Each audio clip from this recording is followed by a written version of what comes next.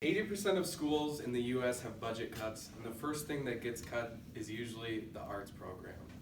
We all go through high school and we all have our hobbies, whether that's a sport like basketball or football, or whether that's a small hobby like trap shooting or playing Super Smash Bros. For me, theater was one of my biggest commitments in high school, and I absolutely loved it. The reason that we bring up high school is because high school is a very fundamental time in our lifetime. That's where we really determine who we really are and what our future is starting to look like. Now with theater, there's a problem. It's disappearing. And the people that can help the most is the community. Communities need to get more involved with these programs and don't give all the praise to the big sports programs across America. So first, I'm going to talk about what's going on with the funding in America. Arts are always the first to be cut. And since 2008, 80% of schools have gotten budget cuts. And there's a drastic change. 31 of the 50 states have had less budgets than 2008 from 2014 since 2008. And 31 of those states is by 10%. That's a lot of money. So these decreases of budget cuts make the schools determine, okay, where's this money gonna go? And always first one is the arts program. And why this happens, a lot of people believe it is due to the corrupt governments that have come in today with the talks of big military money and taking away from the education and being the biggest and baddest country in the world. You know now why the budget cuts have been so drastic. So why are the arts first? Education will always be a very big thing in our life. It'll be the core studies such as English, math, languages, and science that always comes first in the education program. And that we can't help. As theater kids, we obviously know that. But for the extracurriculars in these school districts, they're always seen as, kind of don't need them, the kids, they can find something else to do. There's no future in this stuff, where really there is a huge future in the extracurricular activities. For some kid that doesn't do the best in the classroom but can go after school to their theater program and work with people and be a role and be who they really want to be in life, that's so much more powerful than sitting in a desk learning the Pythagorean theorem when you want to do music.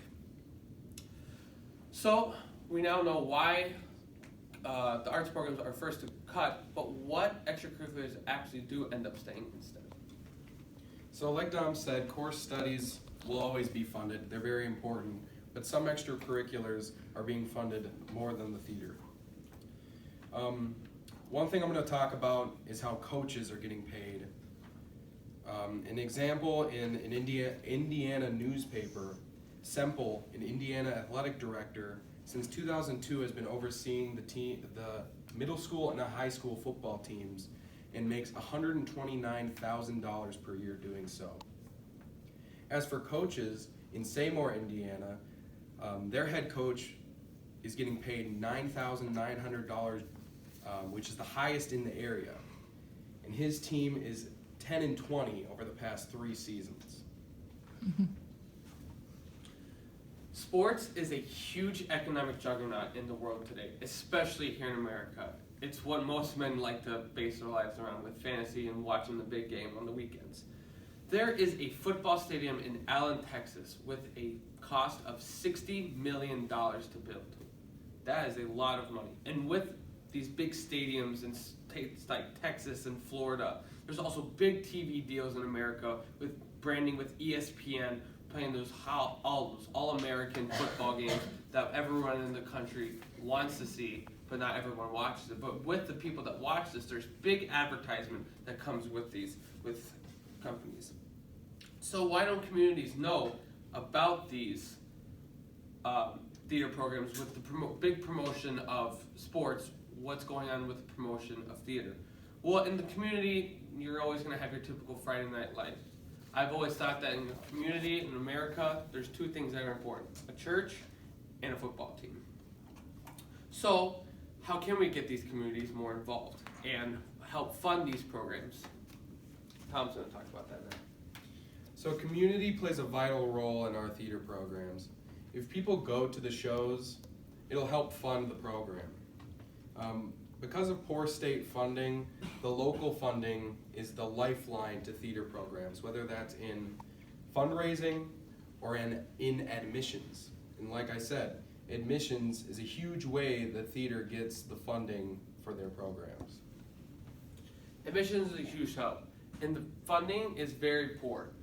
State funding for school theater programs now are about 50%. 50% of the funding comes from the local funding. So that's half the money that theater programs make comes directly from the community. And social media is a great way to promote these programs through videos, posters, telling your family and friends about it. And that's what brings the community out to come and see these shows and help fund these programs. So communities are the lifeline of theater programs now in America.